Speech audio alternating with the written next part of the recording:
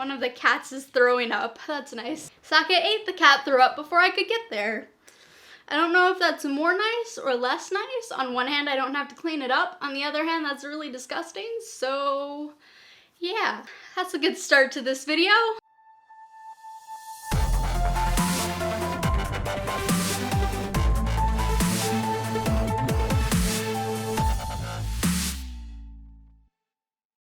Hey guys, welcome back to the channel. My name is Megan Tennant and I've got a new video for you guys today.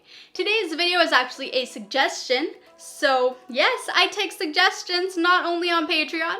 Yes, I give preferential treatment to the patrons. So if you want your suggestion to be top of the list, go to patreon.com/cloudkittenchronicles. But I do take open suggestions from anyone and everyone. So if there's a video you'd like to see, drop it in a comment down below. So this video goes out to Neil Heath Hartley, who recommended this on Twitter. So Neil wanted me to do a video on how to write when you have the blues. And I was gonna make that exact video, and then it just sort of turned into something else. For those of you who don't know, I have very chronic depression. And by very chronic, I mean I have been medicated for depression since I was 12. And I turned 24 on the 22nd of February. So I've been medicated now for half of my entire life. I am very familiar with depression, and it is something that I will always live with.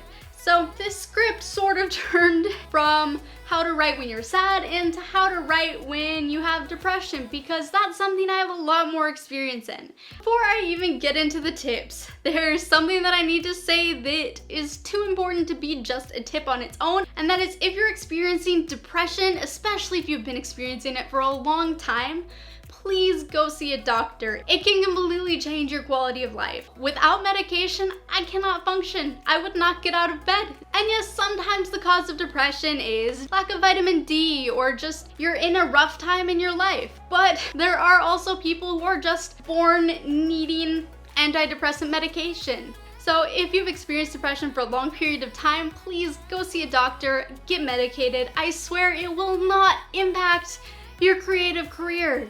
If you feel like a medication is killing your creativity, try a different medication. There are like a billion of them. Some of them will work better for you than others. I started out on Prozac, didn't like that very much, but it's all I'd ever tried. So that's what I was on for like 9 years, and then I switched to Wellbutrin, and Wellbutrin works best with me and I love it. So try different ones if you want, but do not for 1 second operate under the belief that you need to be a suffering artist to create, because without antidepressants, that book, Aletheia, that would not exist. It baffles my mind that these are commonly spread ideas, but they are. So please trust me when I say you will be a better writer if you are on the right medication for you than you will be if you're just struggling through depression. With that being said, even with medication, there are still residual symptoms and bad days, bad weeks, sometimes even bad months. And in those cases, we gotta find work-throughs. So I have some tips that I have myself implemented or am trying very hard to implement, which can help you write with depression. Tip number 1,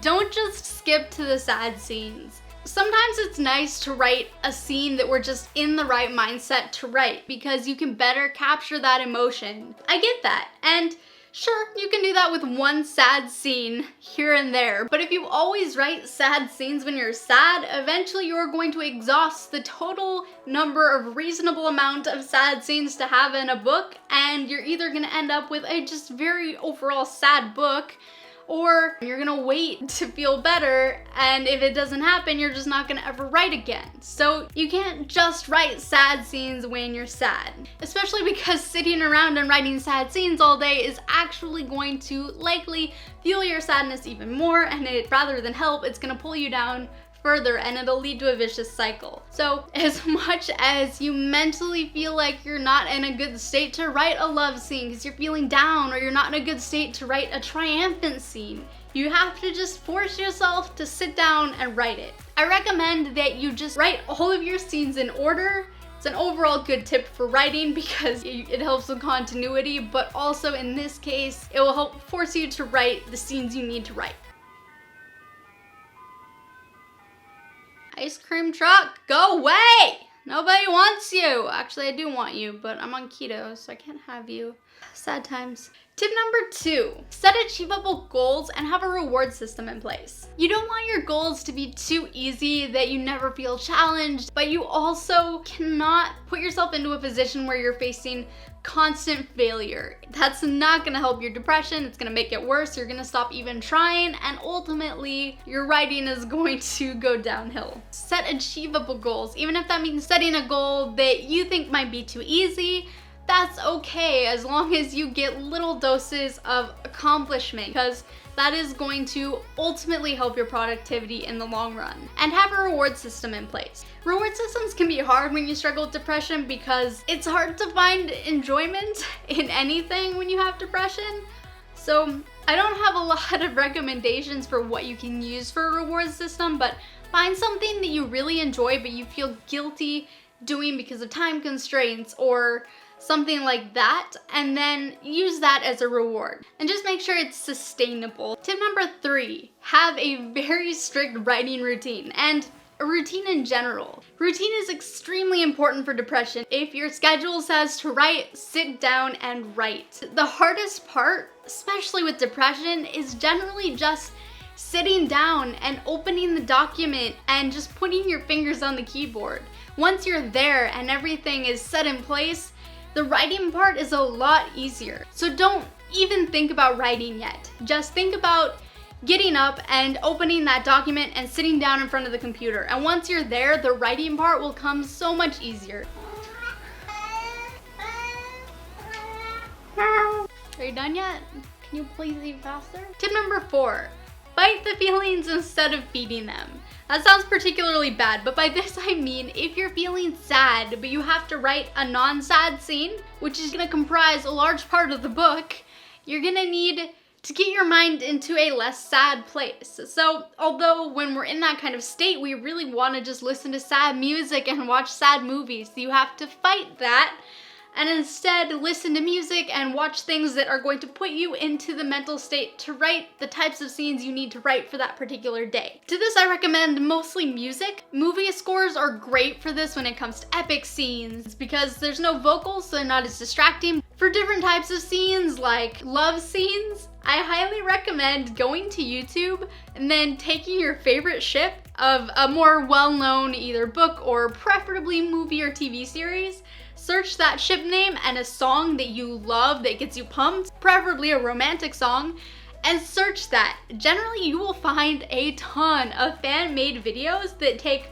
clips of either people that look like the characters or the characters themselves in terms of movie and TV, and put it to that song. That will very quickly get you in kind of the like love scene type of mood. And you can search for a fight scene in a movie that you really loved and remember. Use these other snippets of things that to you specifically are very powerful and use those to throw you into the right mindset. 5, read the scene that you just wrote. So I'm a fan of this just in general, overall. Whenever I go to write, I like to read the chapter leading up to it. I edit that as I go, and then by the time I get to where I want to write from, I'm in the right mindset and I know what's going on and I can pick up right from there. By reading the chapter beforehand, you get immersed in your own world and your own characters and the emotions they're feeling.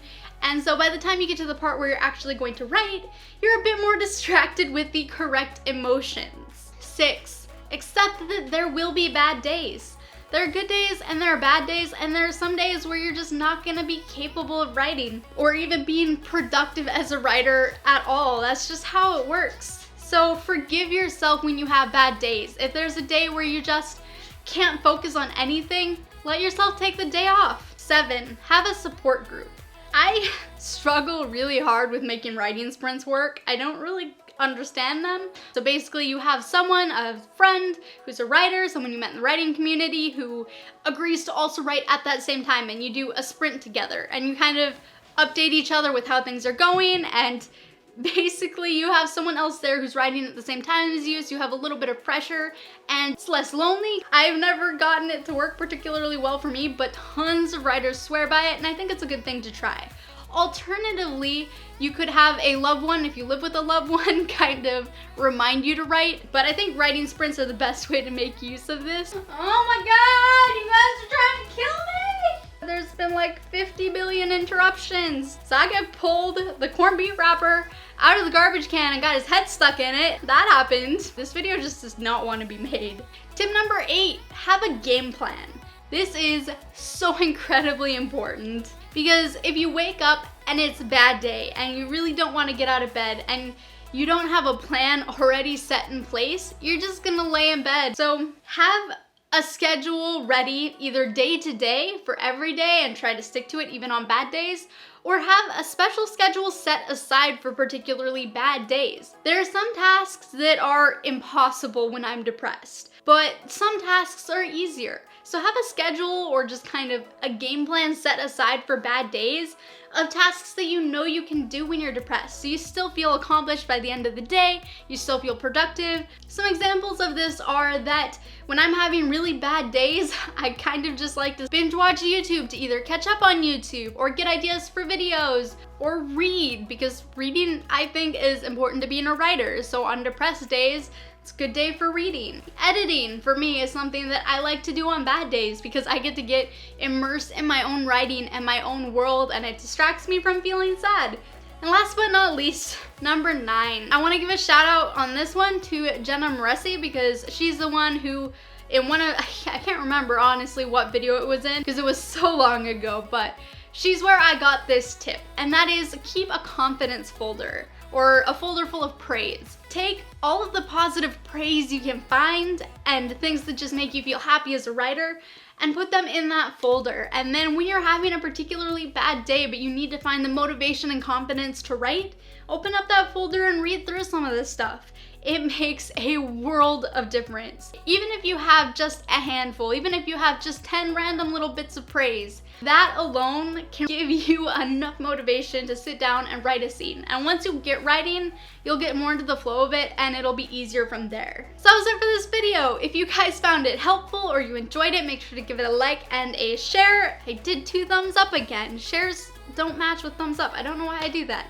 If you aren't subscribed, I don't know why you aren't subscribed yet. You've had the whole video worth of time to click the button. Go click the button. If you like dark dystopian books, new adult, because new adult is a thing, it needs to be more of a thing. Aletheia is available in hardcover, paperback, and ebook. You can find it on Amazon, Barnes & Noble, Book Depository, all the places. Thank you guys so much for watching. As always, I will see you in the next video.